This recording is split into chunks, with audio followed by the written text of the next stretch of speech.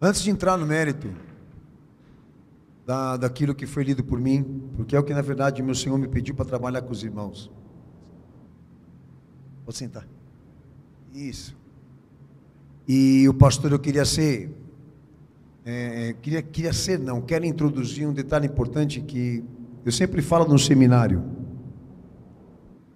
que a chave do entendimento para toda escritura é você entender e compreender que se trata de uma única história redentiva.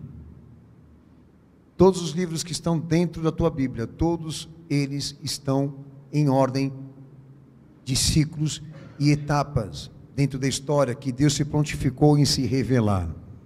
Quando a gente fala dessa panorâmica histórica, a linha de ação da parte de Deus, ela é linear. Porque desde o momento que ela partiu do seu início e do seu princípio, que foi a queda do homem, dali para frente, tudo que Deus se comprometeu em cumprir e ser fiel, Ele não voltou atrás. Aí vem um outro elemento e um princípio importante dessa panorâmica. Além de linear, ela é progressiva. Por quê? Porque além dela ir para um ponto final e de consumação, ela progride, faz avançar e progredir os cumprimentos de tudo aquilo que Deus tenha falado. Primeiramente, inspirado, Deus falou pelos profetas, e a princípio em ordem maior e mérito maior pelo Filho. Então todos esses ramos, vamos dizer até a árvore genealógica e profética, toda ela trabalhada e bem trabalhada na Bíblia Sagrada, toda ela se confirma. O Antigo Testamento e o Novo Testamento são coesos, eles se relacionam, eles se conversam, são duas alianças e uma única história redentiva. Tudo o que está no Novo Testamento cumpre o que está no Antigo Testamento. Dividir esses dois testamentos, separá-los, é mais ou menos isso, é a quebra de toda explicação da importância desse livro. Quando a Igreja Católica, por bispos, patenteou o cristianismo, um dos interesses do catolicismo realmente foi isso, desassociar o Antigo Testamento do Novo Testamento, do que na verdade eles iam ensinar dentro da igreja. Para vocês verem quanto que o Antigo Testamento é importante. Agora detalhe, muitas pessoas dizem assim, mas eu leio o Antigo Testamento e eu não entendo, pastor. Porque a função dessa hermenêutica é de Cristo. Ele desceu aqui para explicar o que aconteceu lá atrás, no passado, envolvendo o povo judeu, envolvendo o povo de Israel, que é exatamente isso que Paulo está trabalhando aqui. Ele é essa hermenêutica. O Antigo Testamento não é para ser entendido com ponto de vista político ou histórico só, mas teológico. E esta teologia, quem fornece é o Filho de Deus quando desce aqui. Aí se você elimina a autoridade dele de dizer o que aconteceu lá atrás, no passado, envolvendo esse povo, você gera a tua própria opinião, como também os demais. Tanto que o Antigo Testamento é mais pregado hoje dentro da igreja do que o Novo. Então o que eu estou falando aqui é de suma importância para os irmãos realmente terem essa compreensão de que nós estamos nos dirigindo para um ponto final da história. E Deus é controlador disso, e há muita coisa que Ele já disse que se cumpriu, e aquilo que Ele falou pelo Filho que ainda precisa se cumprir. Exemplo, aquilo que está acontecendo na Palestina agora. Exatamente agora Israel está sendo bombardeado por uma descendência árabe, que ela surge de Ismael, e que Ismael é filho de Abraão. O judeu se gaba dizendo que é filho de Abraão, mas os árabes também têm o mesmo direito por pai. E por mais que a mãe seja uma escrava, leva o mesmo DNA e a mesma genética deles. Lembra que eu disse para vocês, não adianta você levantar a mão para Israel e orar. Você tem que descer para esse povo e explicar para eles que tudo que está acontecendo ali é fruto do pecado. É a obra final disso. De tudo aquilo que esse povo fez, ou os seus líderes fizeram, contra o testamento de Deus. E não precisa trabalhar muito para chegar nessa conclusão, que hoje Israel é um país ocidentalizado. E governado por gentios. E não por sacerdotes puros, mas pelo iluminismo. Mas muita gente olha para lá e não entende o que está acontecendo. Da onde vem tanta raiva, da onde vem tanto ódio, tanta rivalidade? Eu não estou dizendo no ponto de vista político, mas teológico. Como dois irmãos brigam daquele jeito. Agora você sabe, o diabo usa o pecado, ele usa a corrupção para destruir o homem. E é mais ou menos isso. Há muita coisa para se falar sobre isso. Há descobertas, há explicações, há traduções por parte de Cristo, de todos aqui poderiam realmente acessar. Mas a sociedade não quer uma resposta verdadeira. Ela sempre quer a mentira. Ela sempre quer a política. Então tá bom, vamos entender aquele cenário como sendo uma briga de potências por questões políticas e religiosas ou coisa do tipo, e fique perdendo seu tempo achando que eles vão resolver aquilo lá. Porque já se trata de séculos essa história e não se resolveu. E ela vai ter um fim, e vocês sabem qual. Amém? Aí Paulo ele entra no mérito, aqui na carta a Hebreus, de que Israel é um exemplo de queda e de apostasia com Deus. E ele trabalha aqui no versículo 11, dois pontos importantes, que decidiu realmente Israel se desviar do testamento da primeira aliança e deformar o processo da fé, que é isso que eu vou trabalhar com vocês hoje aqui. Mas antes, é importante dizer que essas razões da queda, elas se dividem em dois aspectos, a questão histórica e teológica. Histórica por quê? Porque muita coisa que atingiu o nosso Senhor é resultante disso que eu vou falar aqui, dessas razões históricas como também políticas. Por quê? Porque Paulo, quando entra no mérito da fé de muitos patriarcas, ele não está colocando em posição de herói. Muita Bíblia que você lê aí, coloca os heróis da fé, não tem nada a ver de herói. Não pode colocá-los numa posição de herói, por quê? Porque Paulo deixa claro aqui, até no texto de Hebreu, que embora eles tenham alcançado esse testemunho, todos eles morreram na fé. Em certo aspecto, para aquilo que eles desonraram, falharam ou pecaram, não importa.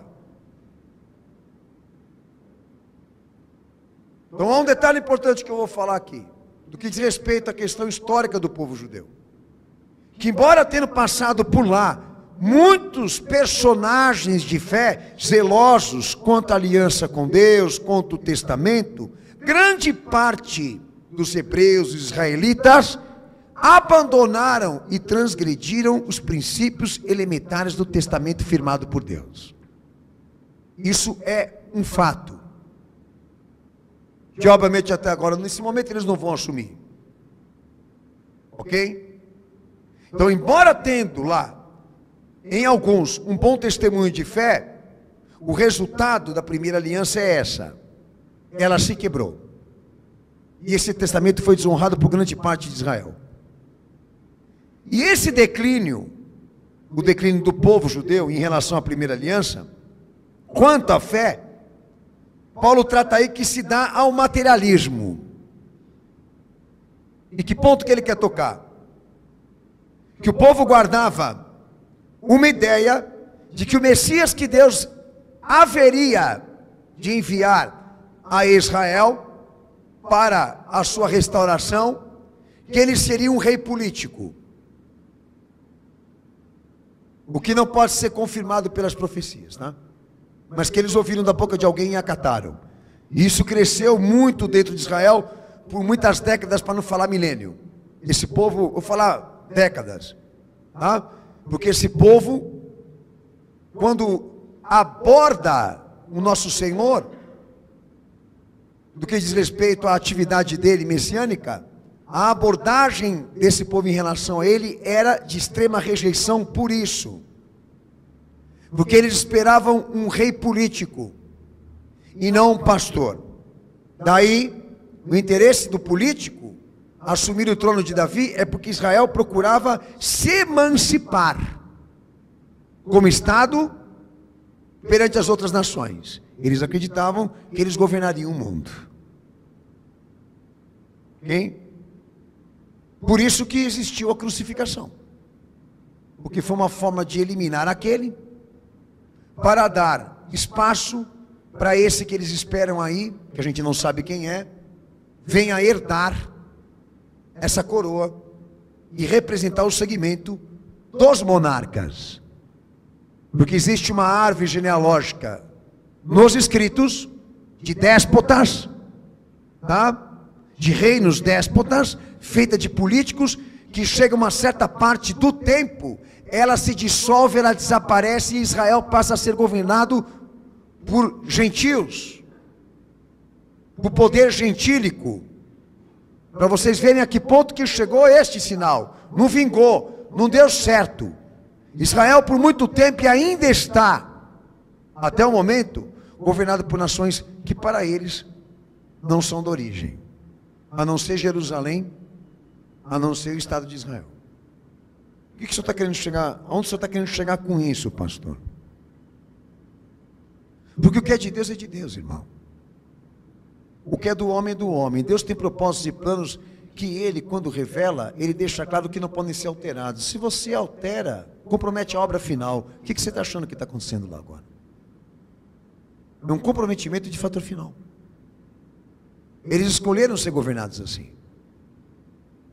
E bem orientou Samuel a eles. O fim não vai ser bom. Tudo poderia ter sido evitado, mas eles pediram um rei ao invés de um sacerdote. Então agora toma o rei. E de lá para cá formou-se essa árvore genealógica de políticos e monarcas, que poucos foram os reis ali reformadores, porque a maioria todos são degenerados. E se espalhou pela terra, e hoje essa nação ela é governada pelos gentios, quando não muito por linhagens misturadas. Até aqui, amém? É o primeiro detalhe que Paulo ele aborda aí. O segundo, que até ele usa uma expressão, né? Mas agora, entra a parte teológica, mas agora Deus proveu coisa superior a respeito disso. Ele fala em Hebreus 11, 39 e 40. Qual é a coisa superior que Deus proveu a Israel, como também ao mundo, que é superior a tudo que Israel viveu, e viveu de maneira contraditória. Agora, provendo Deus coisa superior a este respeito, estabeleceu pelo Evangelho a finalidade de revelar o Filho dele, dentro de uma plenitude e perfeição de vida, eu me refiro a Jesus, contrastando tudo o que ficou no passado relativo à primeira aliança. Por isso, quando falamos segunda aliança ou nova aliança, é uma ratificação de Deus do que aconteceu nesse passado. Entendeu? Deus está ratificando pelo Filho o que é dele, e o que ele de verdade quer, e dentro de um nível supra-humano, acima do natural e do normal, aquilo que se cumpriu em Jesus, e não se repetiu mais em ninguém. Eu sempre falo isso.